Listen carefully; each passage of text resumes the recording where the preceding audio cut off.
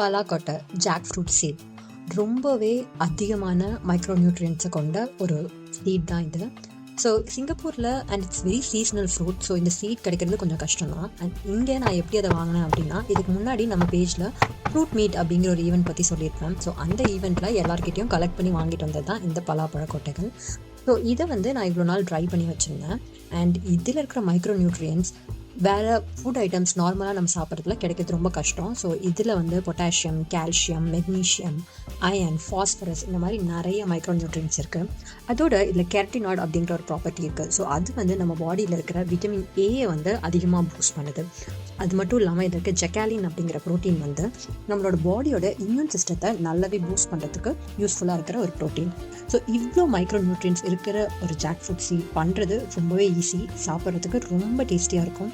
So ரொம்ப easy எப்படின்னா, கொஞ்சோன்னு நம்மளோட நல்லெண்ணெய் ஊற்றிட்டு அதில் கடுகு உளுத்தம்பருப்பு போட்டு கொஞ்சம் மிளகாத்தூள் போட்டு வேக வச்ச இந்த ஜாக் ஃப்ரூட் சீட்டை போட்டு நல்லா சாட் பண்ணி எடுத்து சாப்பிட்டா செம்ம டேஸ்ட்டாக இருக்கும். தேங்க்யூ.